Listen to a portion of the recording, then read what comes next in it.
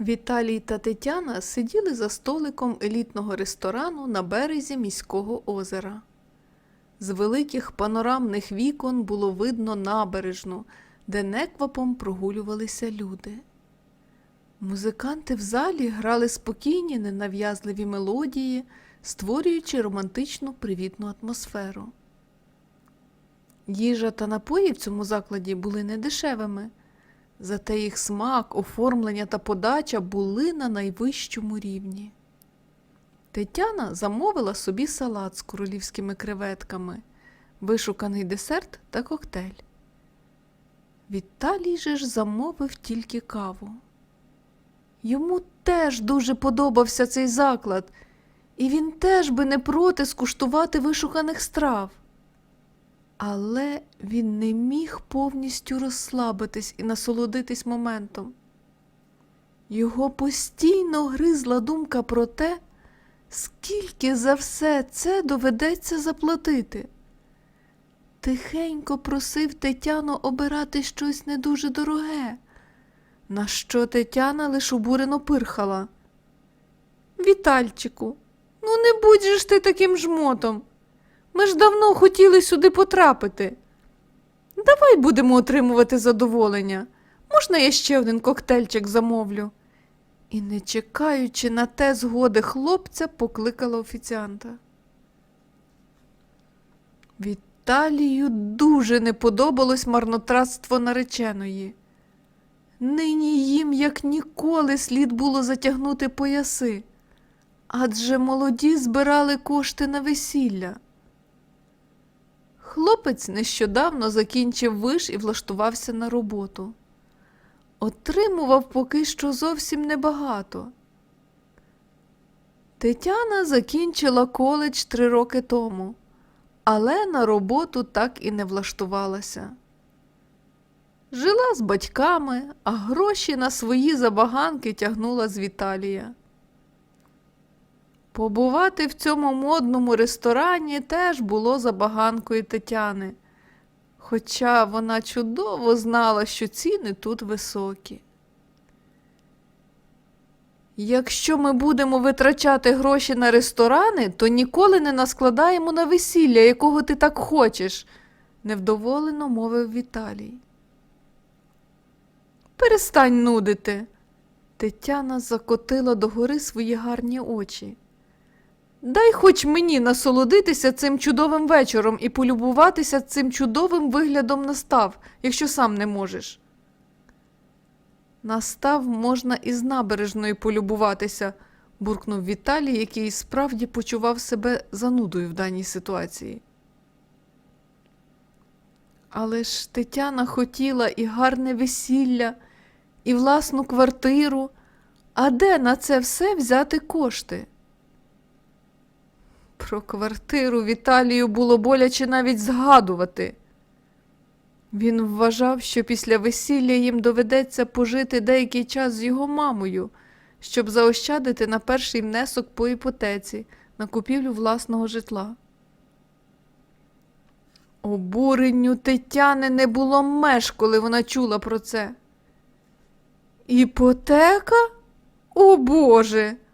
Та цю іпотеку потім все життя треба буде сплачувати. А я жити хочу, а не тягнути все життя лямпку іпотечного ярма». «Ну, інших варіантів я поки не бачу», – розводив руками Віталій. «Хіба постійно жити з моєю мамою? А знаєш, вона не проти». Тетяна навіть слухати не хотіла про те, що їй доведеться жити зі свекрухою навіть деякий час, не те, що постійно. Всі розмови наречених про майбутнє життя закінчувались одинаково. Тетяна розпочинала розмову про батька Віталія. Вона зробила це і зараз. Потягуючи через трубочку коктейль і милуючись видом на став, запитала: «Ну що, Вітальчику, може, ти передумав? І ми все ж таки запросимо твого батька на наше весілля?» Віталій не стримався від обурення. Таню, не починай, прошу тебе. Для чого я буду 101 раз тобі втокмачувати, що для мене мій батько помер? Його нема, розумієш? Нема. В мене є тільки мама. Я дуже шкодую, що розповів тобі про батька, бо ти не даєш мені спокою. А я не хочу ні згадувати, ні говорити про це. Давай закриємо це питання. Віталій дуже шкодував, що відкрився Тетяні. Це трапилось випадково.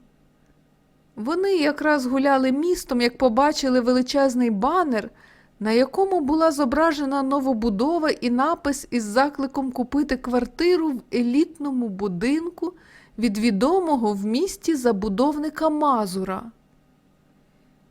Тетяна тоді задивилась на рекламу і мрійливо сказала: «Дивись, який будинок гарний. От би й нам квартиру в такому будинку. Новеньку. А цей Мазур скоро півміста забудує. Ото розкрутився чоловік. А він, бува, не родич тобі? Ти ж теж Мазур». «Гірше, ніж родич. Він мій батько», – бовкнув Віталій і одразу ж пошкодував про це. І шкодує й досі. Про те, що його батько, відомий в місті забудовник, Віталій не розповідав нікому. Колись в дитинстві Віталік дуже сильно любив тата, а зараз з такою ж силою відчував до нього ненависть. Тоді, багато років тому, батько був для нього незаперечним авторитетом. Це був високий, ставний чоловік, від якого завжди пахло гарними парфумами.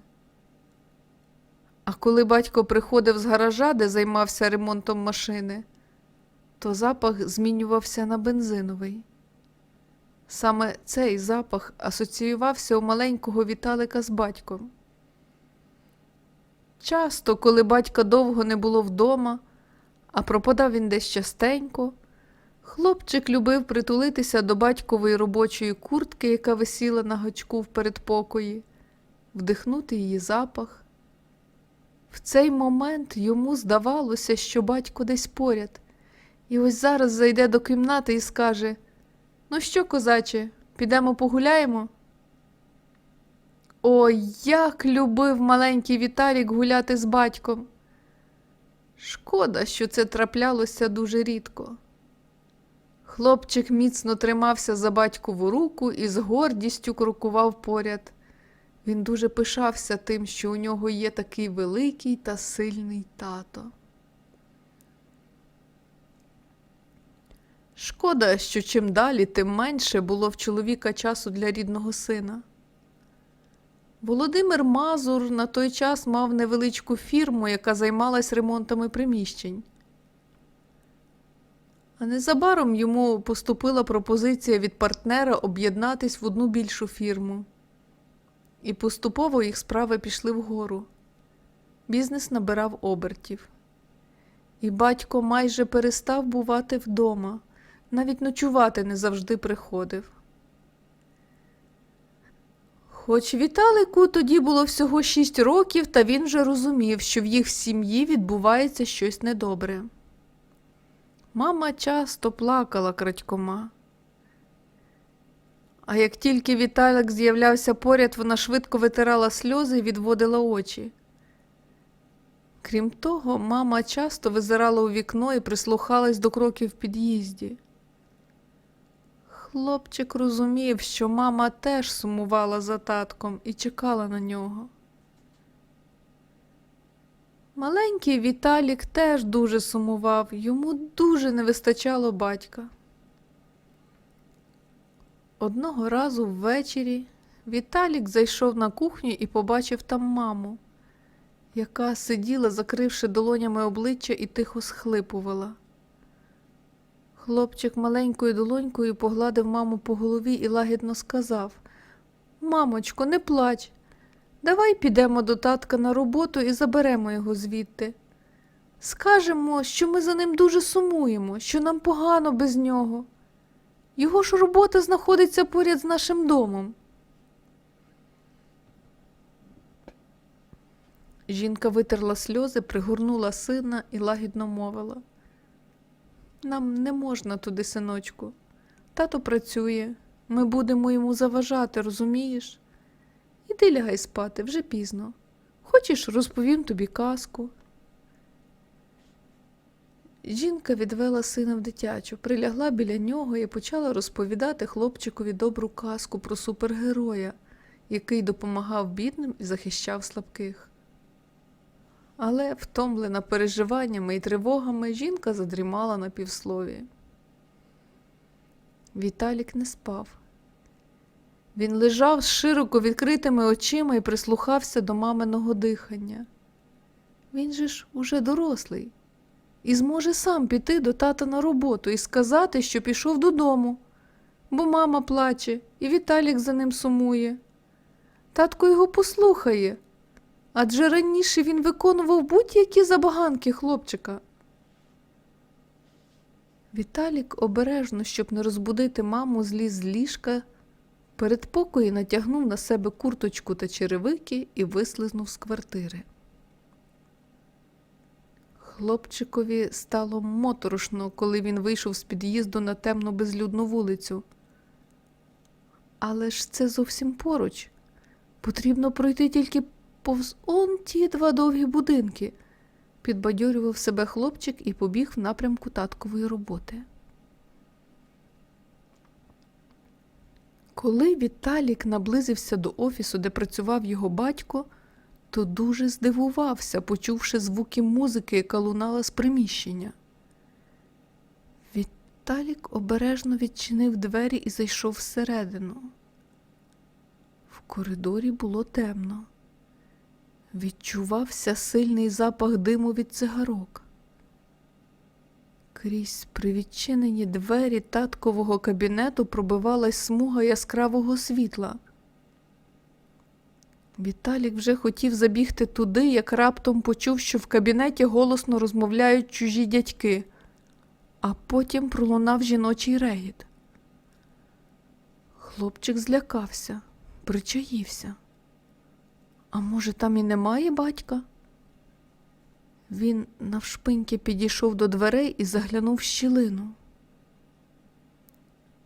Йому вистачило декількох секунд, щоб побачити все, що відбувалось в приміщенні, і яскравим спалахом зафіксувати це в своїх дитячих мізках назавжди, на все життя. П'яний батько зі своїм товаришем і 2 тітоньки, одна з яких геть гола сиділа на колінах в батька і голосно реготала. Переляканим зайченям хлопчик кинувся назад додому. Перед його очима застигла картина того, що він щойно побачив в татковому офісі. Тоді ще маленький Віталік не усвідомлював, що ця картина залишиться в його голові назавжди. І він нарешті зрозумів, чому так гірко плаче мама, і чому вона не хотіла піти до татка на роботу, щоб покликати його додому. Після тієї ночі Віталік став уникати батька.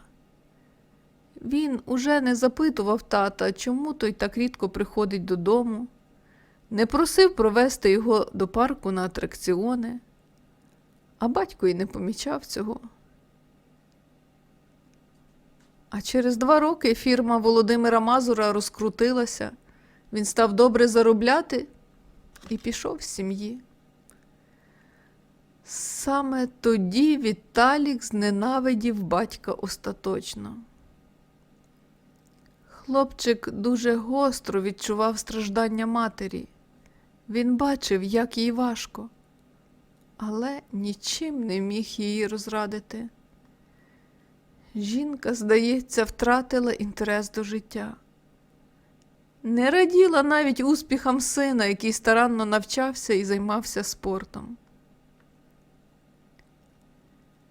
Батько сплачував аліменти. Дуже хороші аліменти.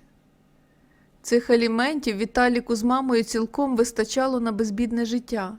Крім того, Володимир Мазур намагався купувати синові іграшки, одяг, гаджети, хотів спілкуватися з ним. Але син не хотів нічого приймати від батька. Коли Віталіку було 15 років, батько знову зробив чергову спробу налагодити стосунки з сином.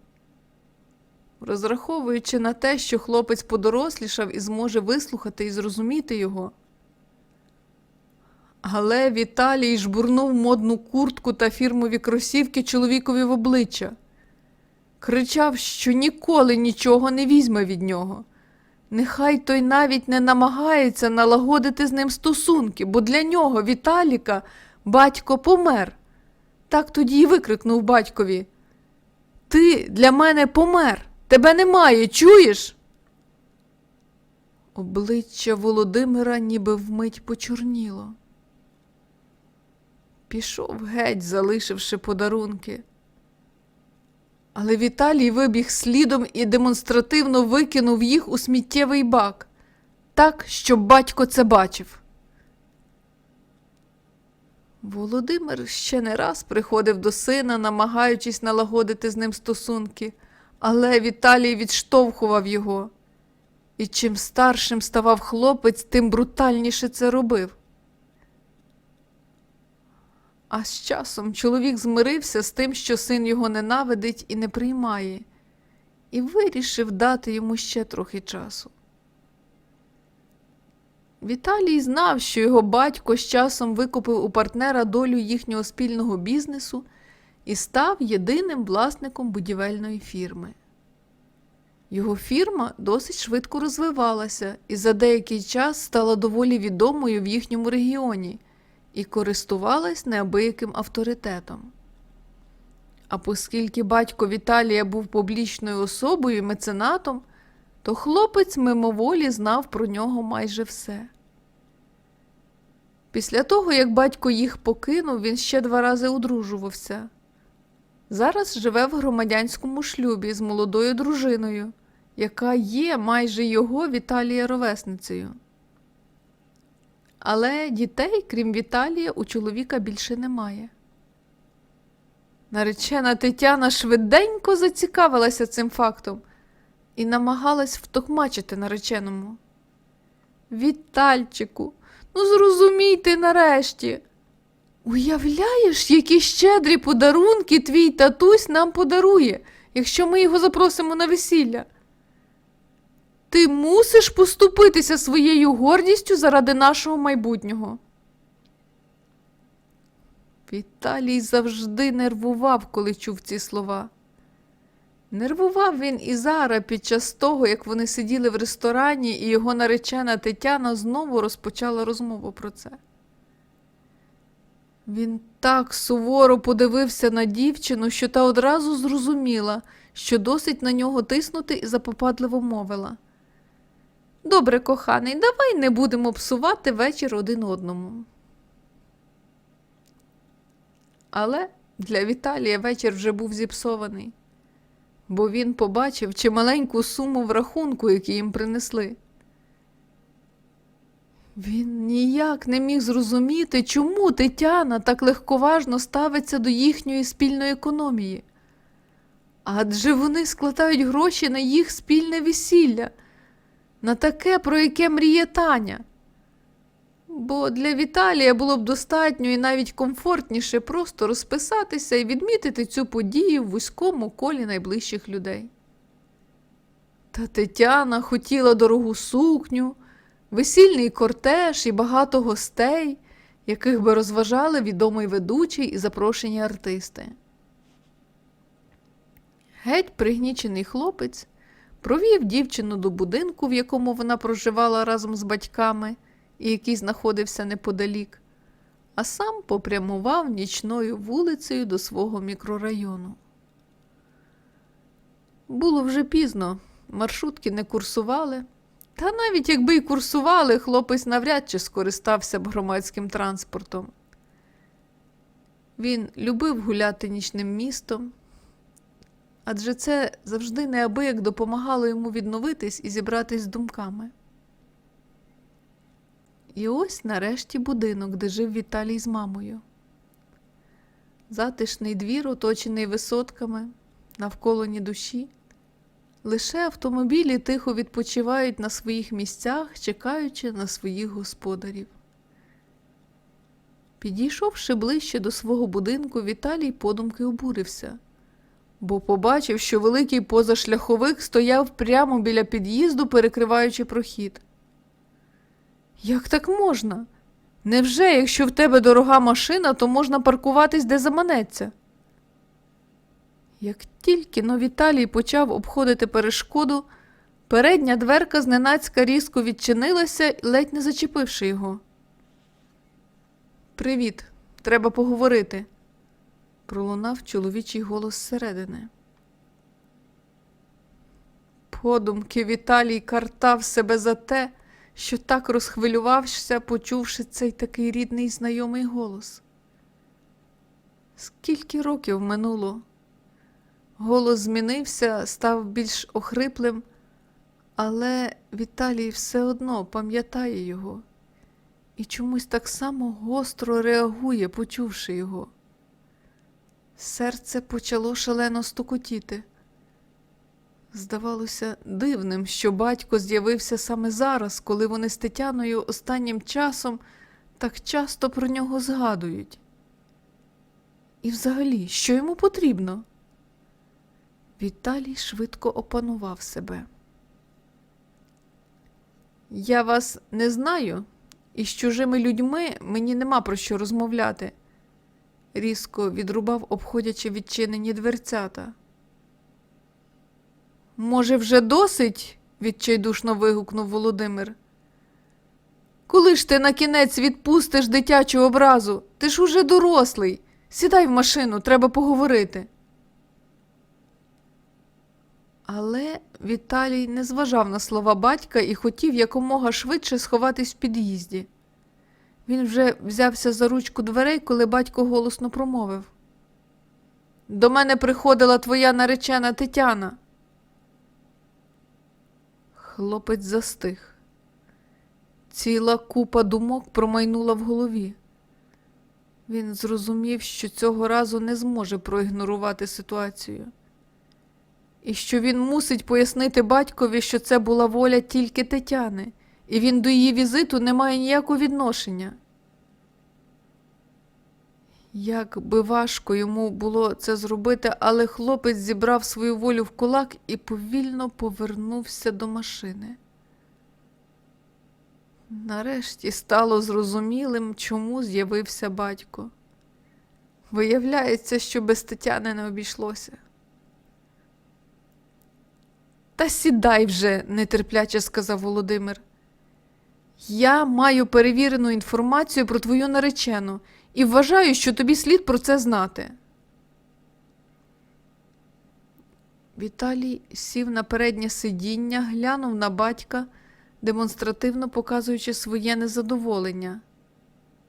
В салоні автомобіля було доволі темно, і хлопцеві на мить здалося, що батько зовсім не змінився. Хоча, насправді, тепер це був поважний чоловік, а не той молодий, безтурботний і трішки нахабний, яким пам'ятав його Віталік. Мазур довго думав, як розпочати таку довгожданну розмову з сином, щоб донести до його серця те, що давно хотів йому сказати, щоб не налякати його. І нарешті, набравши повні груди повітря, наважився. «Сину», – видихнув він, – «я давно готувався до цієї розмови. Роками прокручував її в своїй голові, сподіваючись, що колись ти зрозумієш мене і зможеш пробачити. Так, я був поганим чоловіком і для твоєї мами, і для моїх 2 наступних дружин, які в мене були.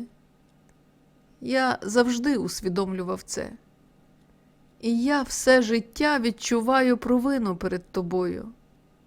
Саме тому я боявся заводити більше дітей, щоб не травмувати і не ображати їх так, як колись образив тебе. Стосовно жінок, то, напевне, я людина в цьому плані несерйозна. Багато горя я приніс майже кожній, яка була зі мною в стосунках. Тепер, через багато років, я розумію, що все це відбувалось через те, що жодну з них я не кохав по-справжньому. Але я твердо знаю, що завжди по-справжньому любив тебе, свого єдиного сина. Віталій хотів заперечити, але батько продовжував. Зачекай, не перебивай мене. Вислухай, будь ласка, хоч раз. Так, це правда. Я любив тебе і ніколи не забував про тебе. Я знаю про тебе все, навіть те, як називаються твої друзі. Знаю, де ти зараз працюєш, хто є твоїм начальником і скільки ти заробляєш. Мені дуже боляче було усвідомлювати те, що ти зібрався одружитися, а я не зможу прийти на твоє весілля, бо розумів, що ти не захочеш мене там бачити. Але я змирився, зі всім змирився. Мав надію на те, що ти зможеш зрозуміти мене тоді, коли в тебе з'являться свої діти. Але раптом до мене завітала твоя Тетяна. А знаєш, чому вона до мене прийшла? Щоб запросити мене на ваше весілля. Так, саме для цього. А ще вона натякнула, ніби між іншим, що після весілля ви не матимете де жити. Я зрозумів натяк, і я був би радий подарувати тобі квартиру хоч зараз, тільки б ти прийняв її. Але я хочу сказати, що мені дуже не сподобалась твоя наречена, і саме тому я зараз тут. Погана вона дівчина, сину, і зовсім не підходить тобі. Не тобі судити, хто мені підходить, а хто ні, обурився Віталій. Так, Таня хоче мати багато грошей. Вона молода і хоче красивого життя. Що в цьому поганого? В неї гарні стосунки з батьками, і вона ніяк не може зрозуміти, наскільки ми з тобою чужі люди. Завтра я ще раз спробую пояснити їй це. Але це аж ніяк не означає, що вона погана людина і що вона мені не підходить. Вона кохає мене, а я її. Все, розмову закінчено. Забудь про те, що Таня приходила до тебе. Нам нічого від тебе не потрібно. Зачекай ще хвильку, поспіхом мовив Мазур. Я знаю, що зараз знову викличу хвилю негативу з твого боку, але я хочу застерегти тебе від необдуманого вчинку. Не потрібно тобі одружуватись з цією Тетяною. Вона відверто залицялася до мене. Ну ось, нарешті ти й показав себе у всій красі. Не міг стримати роздратування Віталій. Без підлості не можеш? Для чого тобі це? Я ніколи не повірю в таке.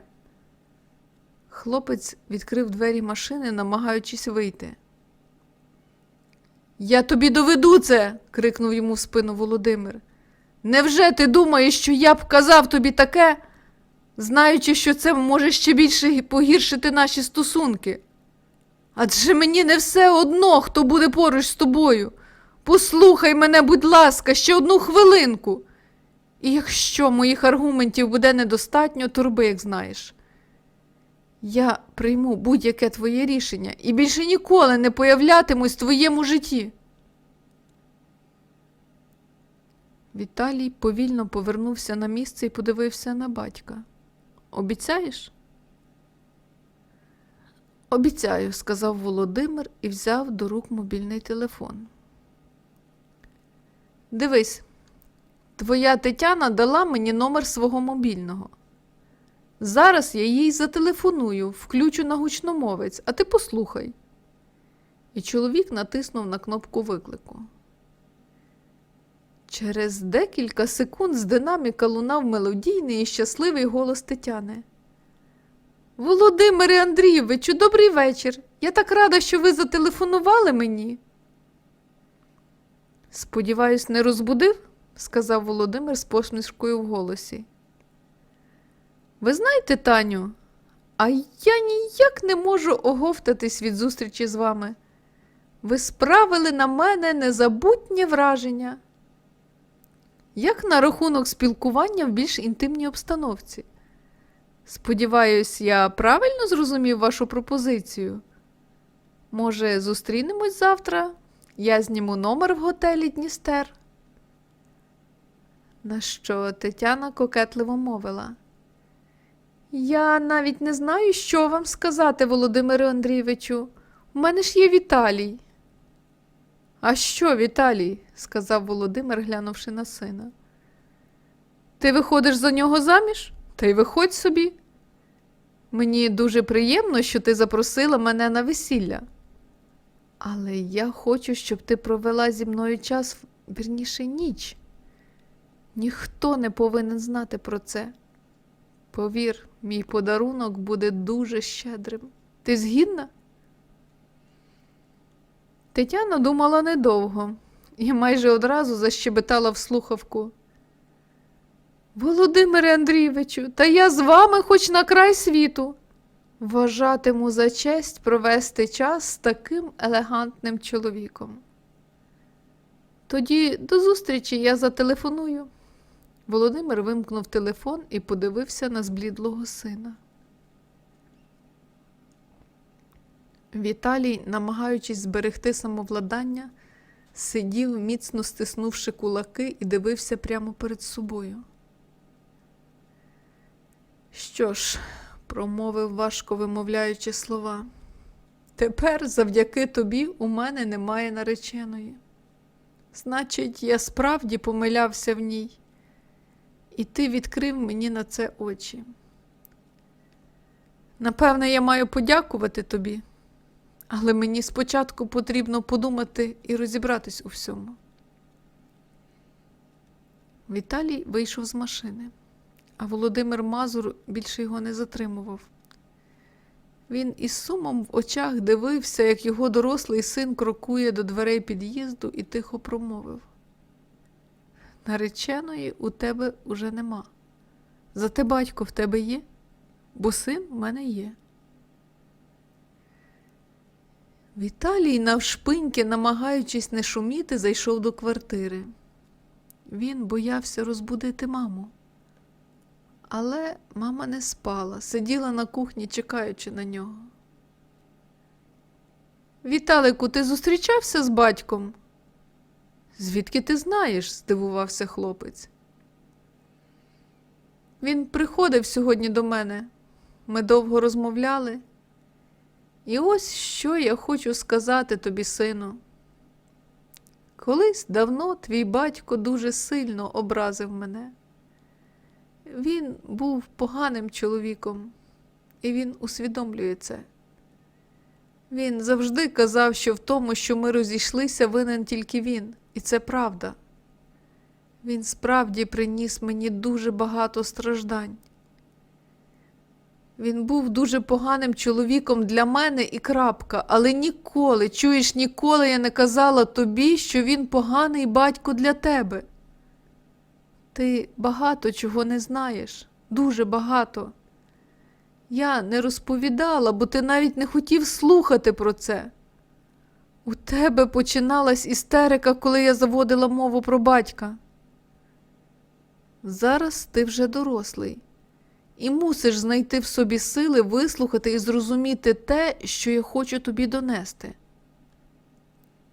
Батько допомагав тобі всі ці роки. Він завжди цікавився твоїм життям, давав гроші на твоє утримання. А коли ти потрапив в аварію і тобі робили операцію, то батько задіяв найкращих лікарів і чергував під дверима операційної. А потім сидів біля твого ліжка, аж поки ти не почав приходити до тями. Завдяки його підтримці ти поступив у виш, закінчив його.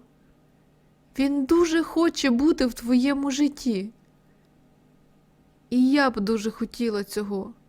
Хотіла б, щоб ви спілкувалися. Зрозумій, батько покинув мене, але тебе він ніколи не покидав. Віталій довго не міг заснути. Він лежав, дивлячись в стелю, і відчував, що всередині нього щось змінюється. Що лід ненависті до батька, який роками сковував його душу, починає потроху танути. Мамі таки вдалося достукатися до серця сина. Може, і справді слід помиритись з батьком, адже хлопцеві так не вистачало його всі ці роки. Віталій чомусь не сильно страждав через зраду Тетяни. Як виявилося, почуття до дівчини не були такими сильними, як здавалося. Навпаки, хлопець відчув, що ніби якийсь тягар впав з його плечей. Йому вже не потрібно було думати, де взяти грошей, щоб догодити Тетяні.